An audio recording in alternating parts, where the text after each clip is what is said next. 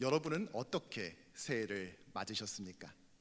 어떤 분은 이곳 본당에서, 또 어떤 분은 가정에서 온라인으로 송구영신 예배를 드렸을 것입니다. 보통 보면 한국에서는 보신각 타종 행사로 새해를 맞이하고, 또 미국 동부에서는 타임스퀘어 드랍볼로 또 새해 맞이를 하는 것을 봅니다. 그런데 우리가 살고 있는 이 미국 서부에도 제법 유명한 새해 맞이 행사가 있다는 사실을 여러분 아십니까? 네, 맞습니다. 로즈 퍼레이드입니다. 우리 교회가 위치해 있는 이 파사디나에서 열리기 때문에 때로는 일부 도로가 통제되어 조금 불편하게 느껴지기는 하지만, 미국 주요 공중파 생중계를 수천만 명이 시청하는 매우 큰 행사입니다. 1890년 시작된 이 로즈 퍼레이드는 원래는 풋볼 경기 축하 행사로 시작되었는데, 화려하게 장식한 퍼레이드 카와 또 대규모 마칭 밴드, 기마대가 파사디나시의 5마일 구간을 행진합니다. 우리가 송구영신 예배를 끝나고 나왔을 때 맡게 되는 그 매캐한 냄새는 이 퍼레이드를 보기 위해 각지에서 몰려든 이 수만 명의 사람들이 밤을 지새우면서 태우는 장작에서 나는 것이죠. 그런데 이 로즈 퍼레이드를 저만큼 아주 잘 써먹는 사람도 없을 것입니다. 저희 가정이 미국에 처음 왔을 때 아직 아이들이 어렸고, 그 나이에 아이들이 그렇듯이 디즈니랜드에 가고 싶어 했습니다. 하지만 4인 가족 하루 비용을 알고 나선 가깝다고 꼭 갈 수 있는 것은 아니구나 하는 사실을 깨닫게 되었지요. 그리고 그때 찾은 대안이 바로 이 로즈 퍼레이드입니다. 저는 아이들에게, 얘들아, 디즈니랜드는 돈만 있으면 누구나 갈 수 있지 않니? 그런데 이 퍼레이드는 땀과 노력이 필요하단다. 이걸 보기 위해서 저 멀리 동부에서부터 비행기를 타고 오는 거 너희들 알지? 그런데 마침 우리는 이 근처에 살고 있으니 얼마나 좋은 기회니? 하면서 이게 훨씬 더 좋은 거다, 아이들을 세뇌시키고 나서는 전날 송구영신 예배에 참석하느라 아직 피곤해하는 아이들을 이른 아침부터 깨워서 수년째 이 퍼레이드 현장에 참여하고 있습니다. 이제는 미국에서 생긴 저희 가족만의 전통이 되었죠. 그런데 여러분, 2000년 전에도 이 로즈 퍼레이드 못지않은 아주 유명한 퍼레이드가 있었다는 사실 여러분 아십니까? 국제도시 예루살렘 바로 옆에 있는 베단이라는 곳에서 펼쳐진 이 퍼레이드는 당시 현장에 많은 사람이 있었지만, 정작 그날 그 시간에 그곳에서 퍼레이드가 열릴 거라는 사실을 이것의 기획자인 한 분 외에는 누구도 알지 못했습니다. 장소도 매우 특이했는데, 큰 광장이나 로마 제국의 자랑이었던 비아 아피아 같은 큰 길이 아닌 무덤 앞에서 벌어졌습니다. 화려한 꽃마차나 대규모 마칭 밴드가 아닌 애곡하는 사람들과 구슬피 피리 부는 사람이 그곳에 있었는데, 그도 그럴 것이 원래는 이것이 장례식이었기 때문이죠. 무엇보다 이 퍼레이드는 한 명의 기획자와 한 명의 출연진으로 구성되어 있는데, 멋지게 행진하는 대신에 엉기적거리면서 무덤에서부터 걸어 나왔습니다. 그 장면은 분명 낯설고 생경했지만 파란을 일으키기엔 충분했습니다. 네, 그렇습니다. 예수님께서 죽은 나사로를 살린 사건입니다. 우리에게 제법 많이 알려진 이 사건은 요한복음에서 매우 중요한 역할을 하고 있는데, 그래서 그 분량도 매우 긴 호흡으로 기록하는 것을 우리는 볼 수 있지요. 그렇다면 오늘 이 나사로를 살린 사건을 통해서 하나님께서는 우리에게 어떤 메시지를 전해주고 있는 것일까요? 베다니에서 펼쳐진 이 퍼레이드는 신년을 맞은 우리에게 어떠한 방향으로 갈 것을 제시하고 있는 것일까요? 함께 살펴보기를 소원합니다. 본문의 이야기를 소개하면 이렇습니다. 예수님과 제자들은 요단 동편에 계셨는데, 평소 친분이 있었던 마르다와 마리아의 오라버니였던 이 나사로가 병들게 되었습니다. 그러자 이 자매는 사람을 급하게 보내서 예수님께 이 사실을 알렸지요. 예수님은 제자들과 함께 그들이 살고 있었던 마을 베다니에 바로 옆에 있던 예루살렘에 도착하셨습니다. 하지만 그 사이 나사로는 병들게 죽게 되었고, 예수님께서 그 현장에 도착하셨을 때 이미 나사로를 무덤에 안치한 지 4일째였습니다. 한국은 통상 3일 동안 장례를 치른 후에 발인을 하고 미국에서는 장의사랑 상의한 다음에 이 장례 일정을 조율하지만 유대인들은 사망 당일 매장을 원칙으로 했습니다. 흙에서 났으니 흙으로 돌아가는 이 말씀을 조금이라도 빨리 성취시켜주는 것이 고인에 대한 예의라고 여겼던 것이죠. 우리가 흔히 유대인들은 모두 다 동굴에다가 장사 지내는 것으로 생각을 하지만 대부분의 가난한 사람들은 땅을 파서 묻는 평토장을 했습니다. 경제적으로 어느 정도 여유가 있는 사람만이 이 동굴 무덤을 가질 수 있었지요. 이 동굴 무덤에서 장사를 지내는 경우에는 한쪽에는 시신을 안치하고 또 다른 한쪽에는 이미 죽은 조상들의 뼈를 모아 놓았습니다. 그러니까 성경에서 죽었다라는 것을 자기 열조에게로 돌아갔다, 즉 자기의 조상에게로 돌아갔다라고 표현하고 있는 것입니다. 오늘 나사로의 경우 이 동굴 무덤에 장사 지냈고 예수님은 그곳에 도착하셨습니다. 그렇다면 나사로의 무덤 앞에서 예수님은 어떠한 심정이었을까요? 요한은 이렇게 기록하고 있습니다. 이에 예수께서 다시 속으로 비통히 여기시며 무덤에 가시니 무덤이 구리라 돌로 막았거늘. 비통히 여기셨다라고 기록하고 있죠. 의미상 강한 분노와 노여움을 뜻합니다. 그러면 예수님은 무엇에 대해 분노하셨던 것일까요? 앞선 37절에서 일부 유대인들이 아니 맹인의 눈은 뜨게 하면서 정작 나사로는 죽지 않게 할 수는 없었던 것인가 하면서 의문을 제기했기 때문입니다. 즉 예수님은 그들의 믿음 없음에 대해 비통히 여기신 것이죠. 이제 이러한 그들의 불신앙에서부터 그들을 건져내기 위해 예수님은 자신의 표적을 보여주실 때가 되었습니다. 그래서 이렇게 말씀하십니다. 예수께서 이르시되 돌을 옮겨 놓으라 하시니 그 죽은 자의 누이 마르다가 이르되 주여 죽은 지가 나흘이 되었음에 벌써 냄새가 나나이다. 오늘 본문에서 마르다를 어떻게 소개하고 있습니까? 그 죽은 자의 누이입니다. 그런데 이 표현을 원어적으로 보자면 훨씬 더 극적입니다. 삶이 완전히 끝장나 버린 자의 누이입니다. 아니 요한은 왜 이렇게 자극적인 표현을 썼던 것일까요? 이것을 알기 위해서는 당시 유대인들이 죽음에 대해 어떻게 생각했는가를 보면 알 수 있습니다. 유대인의 세계관을 보면 사람이 죽고 나면은 그 영혼은 그 시신 주변을 계속해서 맴돌다가 다시 그 안으로 들어갈 기회를 엿보고 있었다 생각했습니다. 그러다가 3일이 지나고 4일째가 되면 시신이 조금씩 부패되기 시작하고 그 얼굴까지 변형되기 시작하면서 포기하고 그만 수월로 간다라고 여겼던 것이죠. 그러니까 3일까지는 아주 약간이나마 소생 가능성이 있다라고 생각했던 것입니다. 실제로 2020년 8월 러시아에서는 장폐색 수술 도중 사망했었던 81세 할머니가 다시 깨어나는 일이 벌어졌습니다. 이에 앞선 2018년 남아공에서는 교통사고 사망 환자가 다시 일어났고 스페인에서는 부건 직전에 다시 깨어나는 일도 있었습니다. 한국에서도 2014년 부산에서 사망 판정을 받았던 여성이 안치실로 이동하던 도중 일어나서 뉴스에 크게 보도되기도 했죠. 심지어 유대 문서에서는 죽은 사람의 정체성을 법적으로 3일까지 인정하는 내용도 있었습니다. 따라서 예수님께서 3일 안에 오셔서 나사로를 살리셨다면 이것을 그들은 온전한 부활로 인정하지 않았을 것입니다. 이러한 유대인들의 생각을 잘 알고 계셨기에 예수님께서는 그가 죽었음을 알고 있었음에도 한 걸음에 달려오지 않았던 것입니다. 불과 1.8마일 떨어진 곳에 계셨음에도 불구하고 말이죠. 요한은 이러한 사실을 독자들에게 알려주고 있습니다. 베다니는 예루살렘에서 3km 조금 못 되는 가까운 곳이었다. 무슨 말입니까? 거리가 멀어서 늦게 도착한 것이 아니라는 것입니다. 주님은 의도적으로 4일째가 돼서야 그곳에 오셨습니다. 유대인들의 생각에 이제 영혼은 떠나가 버리고 더 이상 소생 가능성이 전혀 없는 그 상황에서 예수님은 오신 것이지요. 오늘 본문의 망자의 누인 마르다의 진술을 통해 이러한 사실을 다시 한번 확인해 줍니다. 주님, 죽은 지가 4일이 되어서 벌써 냄새가 납니다.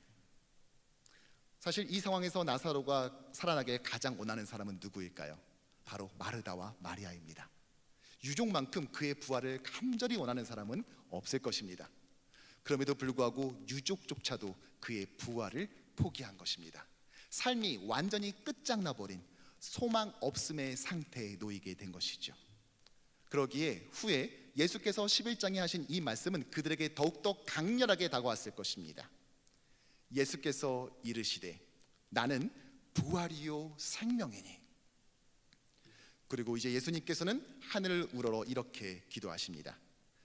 돌을 옮겨 놓으니 예수께서 눈을 들어 우러러 보시고 이르시되 아버지여 내 말을 들으신 것을 감사나이다.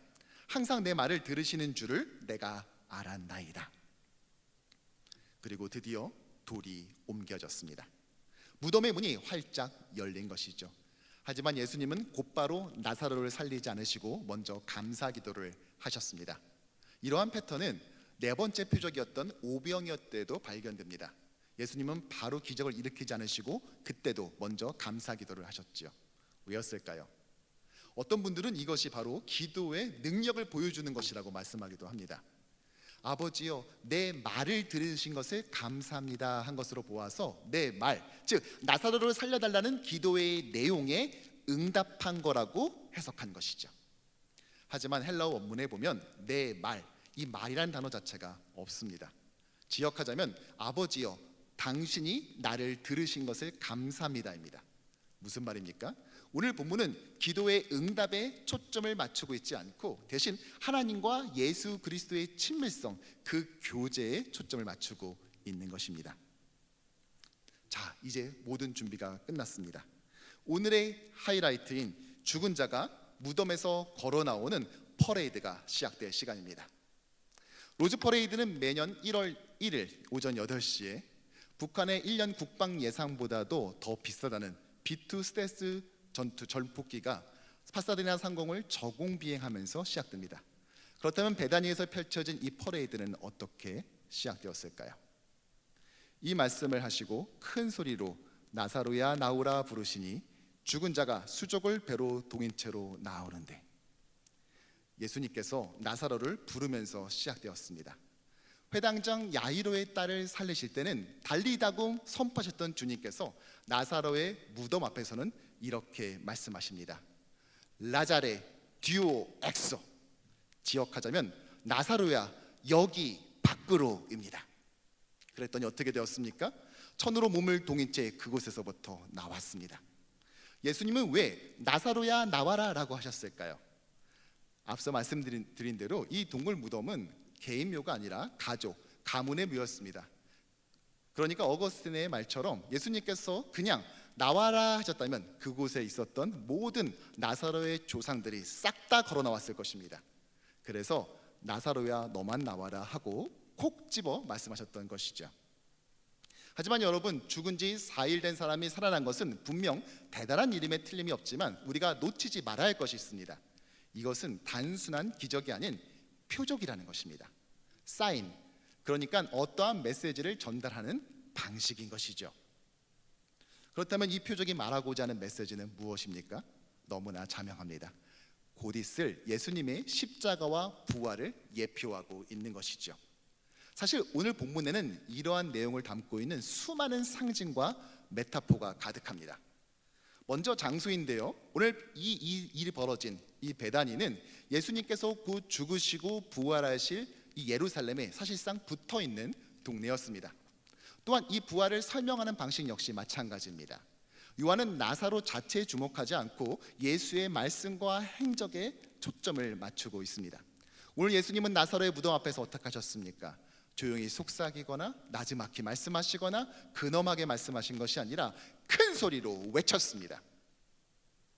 평소 예수님의 행적을 소개할 때 사용하는 표현 대신에 오늘은 고함치다, 즉 크라우 가조라는 단어를 씁니다. 요한복음에서 6번 등장하는 이 단어는 예수님의 십자가 장면을 설명할 때 집중적으로 등장하는 단어입니다. 대제사장들과 아랫사람들이 예수를 보고 소리질러 이르되 십자가에 못 박으소서, 십자가에 못 박으소서 하는지라.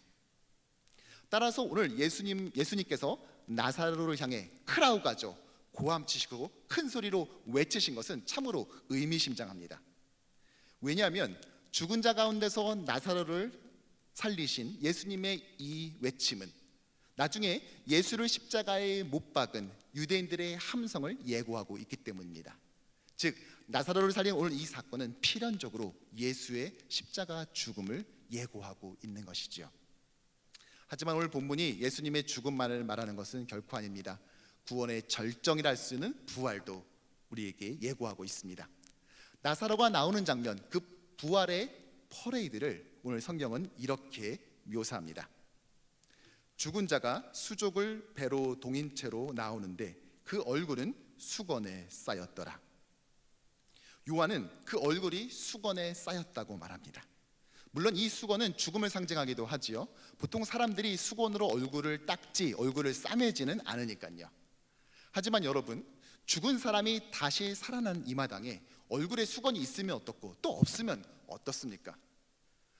또 온몸이 배로 동인 채로 나왔다 했으니 쓰지 않아도 무방한 것입니다. 그럼에도 불구하고 의도적으로 넣은 것입니다. 왜일까요? 이것은 수건이 요한복음에 한 번 더 등장하는 장면에서 우리는 힌트를 얻을 수 있습니다. 바로 예수님의 부활 장면이지요. 공간복음에서는 아예 생략해버리고 요한복음에서 등장하는 이 수건은 예수님의 부활 장면에서 그의 얼굴을 싸고 있었다라고 이렇게 말합니다. 또 머리를 쌌던 수건은 세마포와 함께 놓이지 않고 딴 곳에 쌌던 대로 놓여 있더라. 즉 요한복음에서 이 수건은 부활의 상징인 것입니다. 이것이 바로 요한복음의 7번째 표적이 말해주는 메시지인 것이죠. 완전히 죽었던 나사로가 살아나듯 완전히 죽으신 예수 그리스도가 다시 부활한다는 것입니다. 바로 나사로의 이 빈 무덤은 예수님의 빈 무덤을 예고하고 있는 것입니다. 그렇다면 이 마지막 표적을 우리는 어떻게 우리 삶에 담아낼 수 있을까요? 어떻게 우리 삶에 적용할 수 있겠습니까? 첫 번째로 우리는 더 이상 매이지 말아야 합니다. 예수께서 이르시되 풀어놓아 다니게 하라 하시니라. 예수님께서 오늘 나사로를 살리사 죽음에 속한 것들로부터 그를 자유케 하라고 명명하십니다. 오직 생명의 주인이자 부활의 주만이 할 수 있는 명령인 것이죠. 그리고 우리는 예수를 영접함으로써 그 자유함을 얻게 되었습니다. 하지만 그럼에도 불구하고 아직까지 자유롭지 못하게 꽁꽁 우리를 싸매고 있는 것들이 있습니다. 대표적으로 바로 중독이 그렇지요. 알코올 중독, 마약 중독, 도박 중독 같은 것들입니다. 하지만 오늘 이 특세에 나오신 분 중에는 아마 그런 분은 없을 것입니다. 가령 밤새 마신 술병을 해치고 이 새벽에 나왔다든지, 또는 밤새 카지노에 계시다가 부랴부랴 오늘 이 교회에 왔다든지, 그도 아니면은 오늘 기도회 끝나고 교회에서 주는 이 도넛을 먹으면서 출근 전 간단하게 마약 한번 하고 나가실 분 여기 계십니까? 네, 그런 분은 없을 것입니다. 그렇다면 이런 중독이 없다고 해서 우리의 삶은 괜찮다 말할 수 있을까요? 저는 어쩌면 우리의 삶을 싸매고 올가매고 있는 것은 거창한 죄목이 아니라 우리의 일상에 스며든, 그래서 우리가 너무나 쉽게 허용하고 있는 것은 아닌가 싶습니다. 가령 염려와 두려움 말이지요. 두려움은 참으로 다양한 방법으로 우리를 조종합니다. 죽음에 대한 두려움, 실패에 대한 두려움, 돈과 신분에 대한 두려움, 또 관계와 미래에 대한 두려움. 두려움의 이 레파토리는 정말 방대하고 고갈되지 않지요. 그리고 이 염려와 두려움은 겁 많고 기쁨 없는 그리스도인을 양산해냅니다. 부활의 생명력과 소망을 잃어버리게 만드는 것입니다. 그래서 한 신학자는 대부분의 그리스도인이 어제의 후회와 내일의 염려라는 두 개의 십자가 사이에 못 박혀 있다라고 말했습니다. 오늘 본문에서 풀어놓아 다니게 하라는 예수님의 말씀 앞에 저와 여러분들은 어떠한 모습으로 서 있습니까? 살았지만 마치 죽은 것처럼 살고 있지는 않습니까? 아니, 우리를 막고 있는 것이 정말 돌문인 것은 맞습니까? 우리가 스스로 애써가며 그 문을 굴려가며 스스로 닫혀 있는 것은 아닙니까? 주님께서는 스스로 그 염려와 두려움의 동굴 안에 있는 우리 앞에 나와서 말씀하십니다. 정중하게 요청하는 것이 아니라 안타까워하면서 크라우가죠, 외치십니다. 디오 엑소, 이제 그만 밖으로 나와라. 예수님은 단지 부활이요 생명만 되신 것이 아니라 죽음의 권세 아래 있는 자를 불러내십니다. 사실 우리의 초조함과 염려는 하나님을 빼고 계산했기 때문에 나온 결과입니다. 여러분의 염려를 한번 적어보십시오. 그 목록을 보면 우리가 하나님을 어떠한 분으로 여기는지를 알 수가 있습니다. 그 목록의 길이가 길면 길수록 우리는 하나님을 작게 여기는 것입니다. 세상이 커 보이니까 하나님이 작아지는 것이죠. 조지 밀러의 말처럼 염려의 시작은 믿음의 끝이고 믿음의 시작은 염려의 끝이기 때문입니다. 나날이 퍼져가는 신종 바이러스의 소식에 우리는 두려움을 느낄 수 있습니다. 하나님께서 우리 육신의 주인이시기 때문에 잘 관리하고 안전하게 우리가 살아야 되겠지만, 그러나 우리를 지켜주신다, 보호하신다 하시는 하나님의 약속마저 의심할 정도로 두려워해서는 안 될 것입니다. 우리는 부활의 소망으로 죽음에 대한 두려움을 지배해야 합니다. 이민 생활 속에서 느끼는 두려움도 있지요. 이민자로 살아가면서 남들보다 먼저 일어나고 남들보다 더 늦게 자지만 항상 시간이 부족해 쫓기는 삶을 살다 보면 내가 이러려고 미국에 왔나 하는 생각에 서글퍼지기도 합니다. 나는 가족들을 위해 무슨 짓이든지 할 것이다 라고 발버둥 쳐봤지만 가족을 위해서 한 그 일 때문에 결국 가족이 눈물 지는 일도 있습니다. 또 12학년 자녀를 둔 부모님께서는 자녀의 진로에 대해 염려할 수도 있습니다. 이번 신년 특세에 우리 젊은 청년들이 많이 나오고 있는데요, 우리가 취업을 준비하다 보면 생각처럼 되지 않아 낙심이 들 수도 있습니다. 누구보다 열심히 살아왔는데 아무것도 모르는 이력서 한 장이 마치 지난 내 모든 시간을 아는 척하는 것 같아 화가 나고 분할 수도 있습니다. 하지만 사랑하는 성도 여러분, 어떠한 것도 우리를 매어 있게 할 수는 없습니다. 진리를 알지니 진리가 너희를 자유롭게 하리라. 아멘. 우리를 순간 놀라게 할 수는 있어도 우리를 가두어 둘 수는 없습니다. 왜냐하면 부활의 소망을 주시는 주님께서 우리가 앞으로 펼쳐나갈 그 모든 시간에 산 소망이 되어 주시기 때문입니다. 두 번째로 우리는 부활의 증인이 되어야 합니다. 오늘 본문은 단지 마지막 표적은 예수의 부활을 예표하고 있다라는 식의 신학적 명제로 끝나서는 안 됩니다. 여러분, 부활의 연관 검색어는 달걀이 아니라 증인입니다. 왜냐하면 예수님께서 우리를 부활의 증인으로 부르셨기 때문입니다. 너희가 성령을 받으면, 성령이 임하시면 너희가 권능을 받아 예루살렘과 온 유대와 사마리아와 땅끝까지 증인이 될 것이라고 했는데, 우리는 무엇에 대한 증인이 되는 것일까요? 이 예수를 하나님이 살리신지라 우리가 다 이 일의 증인이라. 그러나 하나님이 죽은 자 가운데서 그를 살리셨으니 우리가 이 일의 증인이라. 바로 부활의 증인입니다. 그렇다면 여러분의 새해 계획에는 이 부활의 증인으로서의 사명을 담고 있습니까? 하나님께서 우리에게 주신 이 땅의 삶은 짧습니다. 우리가 몇 번 더 송구영신 예배를 드리고 이 신년 특세에 나올 수 있을지 우리는 알지 못합니다. 그러나 한 가지 분명한 것은 이 땅에서의 이 짧은 시간을 통해 영원히 좌우된다는 것입니다. 부활의 소망을 가진 자에게 있어서 이 영원이라는 시간은 일몰없는 낮입니다. 하지만 영접하지 않은 자에게 이 영원이라는 시간은 일출 없는 밤이지요. 그러므로 그들이 이 끝도 없는 암흑으로 치닫기 전에 우리는 그들에게 이 부활을 증언해야 합니다. 실제로 로즈 퍼레이드에 매년 구세군과 루터란 교회에서 참여하고 있습니다. 구세군 마칭 밴드는 십자가 군병들을 연주하면서 힘차게 행진을 하고, 또 루터란 교회에서는 퍼레이드카 위에서 예수님과 제자들의 모습을 재현함으로써 부활의 주님을 증거하고 있습니다. 사실 복음에 대해 나날이 배타적으로 변해가는 세상 속에서 교회는 점점 위축되어 가고, 때로는 교회가 마치 부상당한 군인들의 병원처럼 보일 때도 있습니다. 하지만 주님의 교회는 부활의 소망을 담대히 선포하는, 행진하는 군대가 되어야 할 것입니다. 이번 주 신년 특세를 살면서 특세가 끝나면 우리 매일 교역자들이 모여서 여러분들이 제출해 주신 이 신년 기도 제목을 가지고 함께 중보기도 하고 있습니다. 이 기도 제목 위에 우리가 손을 얹고서 매일 간절히 기도하고 있죠. 그런데 그 내용들을 가만히 보다 보면은 자신의 남편과 자녀들, 또 부모님과 형제들의 영혼 구원을 부탁하는 기도 제목이 참 많은 것을 발견하게 됩니다. 우리는 올해 꼭 그들에게 부활의 증인이 되어야 합니다.